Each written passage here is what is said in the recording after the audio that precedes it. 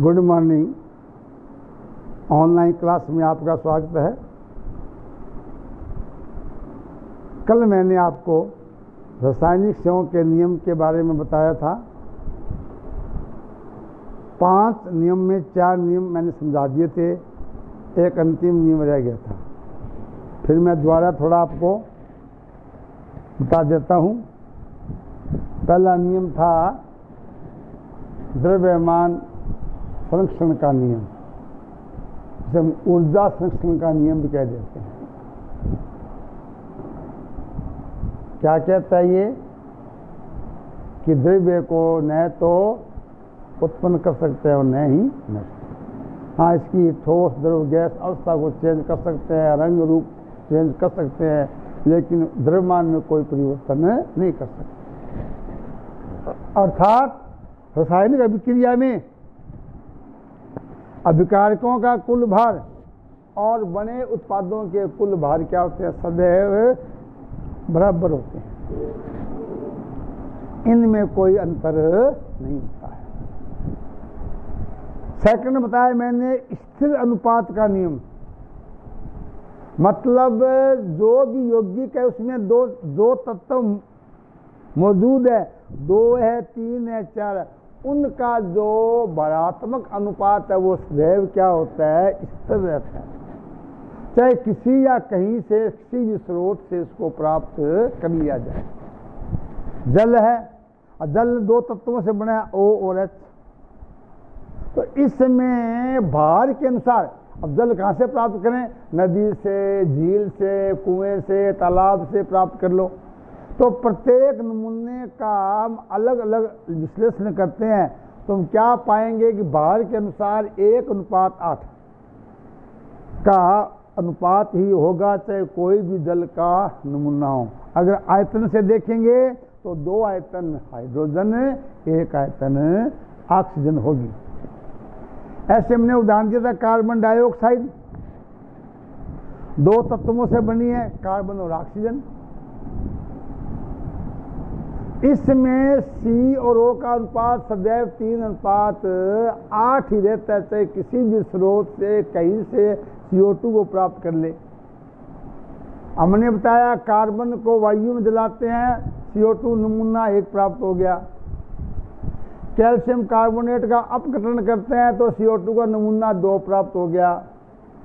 Calcium carbonate और अम्ल की क्रिया कराएंगे, CO2 का नमूना 3 प्राप्त हो गया। और सोडियम हाइड्रोजन कार्बोनेट और सल्फ्यूरिक अम्ल मिलाएं तो CO2 का नमूना नंबर 4 हो गया। अब 4 नमूने हमारे पास कार्बन डाइऑक्साइड के हैं। इनका विश्लेषण करने पर भार के अनुसार अध्ययन करने पर क्या पाया गया? 12:32 यानी कि 3:8। तो CO2 में मौजूद 2 तत्व होते हैं, C और N। दोनों का हमेशा जो भारात्मक अनुपात है वो 3.8 ही रहता है, रहेगा। फिर बताया हमने गुणित अनुपात का नियम। ये नियम क्या कहता है कि जब 2 तत्व रासायनिक संयोग करके 2 या 2 से अधिक यौगिक बनाते हैं, एक तत्व के भिन्न भिन्न भार जो दूसरे के निश्चित भार से संयुक्त होते हैं, इन भारों में एक सरल अनुपात होता है। हमने नाइट्रोजन और ऑक्सीजन के 5 ऑक्साइड के उदाहरण दिए।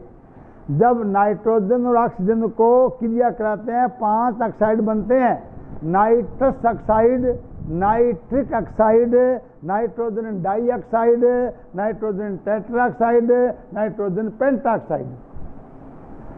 अब इन 5 ऑक्साइडों में N2O2 के भारों का अध्ययन करें तो N2 का भार निश्चित 28 ग्राम होता है।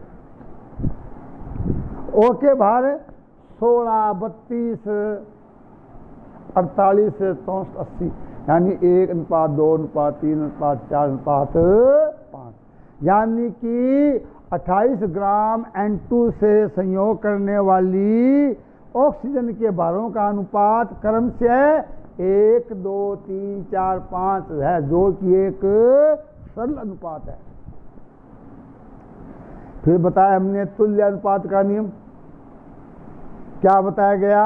जब 2 तत्व अलग अलग तीसरे तत्व से स्यों करते हैं तो इन तत्वों के भिन्न भिन्न मात्राएं जो तीसरे की निश्चित मात्रा से संयुक्त होती है, इन मात्राओं में एक सरल अनुपात होता है और आपस में क्रिया करने पर भी इनके भारों में एक सरल अनुपात होता है। हमने उदाहरण दिया था ऑक्सीजन और सल्फर अलग अलग हाइड्रोजन से क्रिया करके H2O और H2S बनाते हैं। तो दोनों यौगिकों में हाइड्रोजन का भार क्या होता है? 2। O और सल्फर का 16 और 32, इनका अनुपात क्या होगा? 1:2। ऐसे ही जब S और O2 आपस में क्रिया करती है तो क्या बनेगी? SO2। उसमें भी इनके भार क्या होंगे? 32:32, 1:1, जो कि एक सरल अनुपात है। अंतिम आता है गैलुसे का गैस या आयतन संबंधी नियम।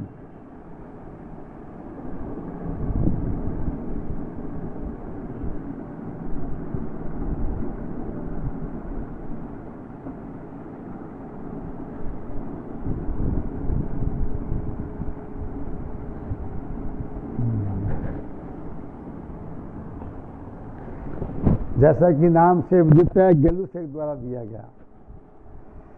ताप और दाब की समान स्थितियों, समान ताप और दाब पर जब भिन्न भिन्न गैसें रासायनिक संयोग करती है तो उनके आयतनों में एक सरल अनुपात होता है। यदि उत्पाद यानी क्रियाफल भी गैस हो, उसका आयतन भी अभिकारी गैसों के आयतन के साथ सरल अनुपात में होता है। इसे क्या कहते हैं? गैलुसे का गैस यह आयतन संबंधी नियम। कि जैसे जब हाइड्रोजन और क्लोरीन गैस सूर्य के प्रकाश की उपस्थिति में अभिक्रिया करती है तो हाइड्रोक्लोरिकम्बल गैस बनती है। एच का क्या है? यहाँ आयतन 1 है इसका 2, क्या बन गया? आयतन में अनुपात।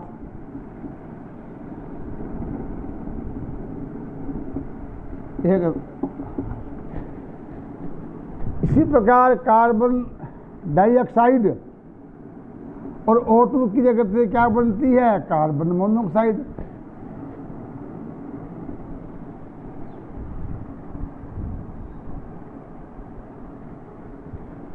CO और O2 क्या बनेगा? CO2। जब कार्बन मोनोऑक्साइड और ऑक्सीजन की क्रिया करती है क्या बनती है? Carbon dioxide. क्या बन जाए? Carbon dioxide. अनुपात क्या हो जाएगा? 2:1:2। अमोनिया N2 + 3H2 क्या बनती है? अमोनिया। शर्त है कि इसमें तीनों उत्पाद क्या हो? गैस हो। क्या हो? गैस। तो क्या होगा? 1:3:2। इसी प्रकार N2 + O2 2NO, अनुपात 1:2। यानी कि ये कहता है कि ये नियम गैसों से संबंधित है, गैसों के आयतन से संबंधित है। और ध्यान कैसे? उत्पाद भी गैस हो, अभिकारी की गैस हो। तो समान ताप और दाब की स्थिति में भिन्न भिन्न गैसों के समान आयतनों में क्या जो है, जब 2 या 2 से अधिक गैस से रासायनिक संयोग करती है तो उनके आयतनों में एक सरल अनुपात होता है। उत्पाद भी गैस है, उसका आयतन भी अभिकारी गैसों के आयतन से सरल अनुपात में होते हैं। तो ये गैसों के संबंधित नियम है। तो ये थे 5 रासायनिक संयोग के नियम। इसके बाद आता है टॉपिक आओगाद्रो, ऐसे बोलते हैं एवोगैड्रो।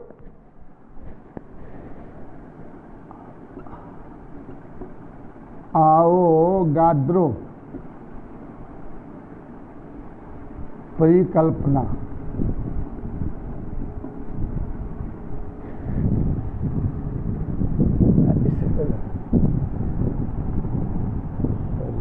इससे पहले आता है भाई डाल्टन का परमाणु सिद्धांत। डाल्टन का परमाणु सिद्धांत।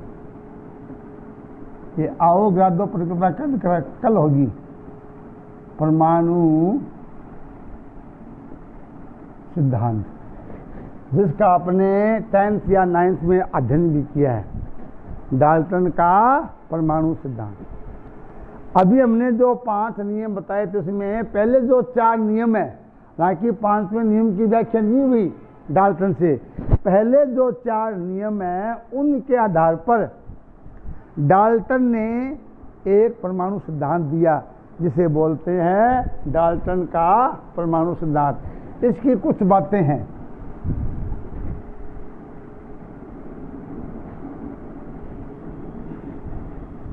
यानी 6 इसके मुख्य बिंदु है।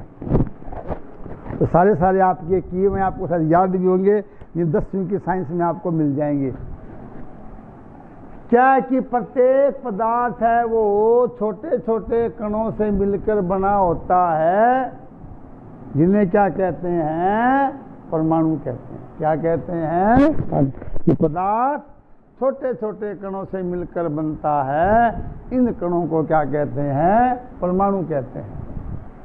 नंबर 2, परमाणु अवज्य है, यानी रासायनिक क्रिया में इसको विभाजित नहीं कर सकते। तीसरी बात कहते हैं कि एक ही तत्व के सभी परमाणु, परमाणु आकार, परमाणु भार, भौतिक गुण, रासायनिक गुण, सभी गुणों में क्या होते हैं? समान होते हैं। जैसे हाइड्रोजन के एक डिब्बे में 1000 H है, तो 1000 H के गुण क्या होंगे? एक समान ही होंगे। उसके बाद में चौथी बात, भिन्न भिन्न तत्वों के परमाणु रंग, रूप, आकार में अलग अलग होते हैं। जैसे 118 तत्व है, 118 प्रकार के परमाणु हैं, उनके अणु भार भी अलग है, परमाणु भार भी अलग है, उनके गुण भी अलग है। 5वीं बात कहता है कि 2 या 2 से अधिक तत्वों के परमाणु एक सरल या निश्चित अनुपात में संयोग करके यौगिकों का निर्माण कर सकते हैं।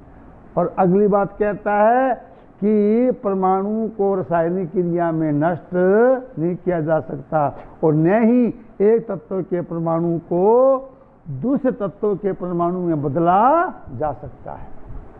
तो ये 6 बातें आपके 10वीं की विज्ञान में अब अच्छी तरह मैंने समझाया था। ये था डाल्टन का परमाणु सिद्धांत। इसके में कुछ क्या आ गई? कमियां आ गई। क्या आ गई? कमियां।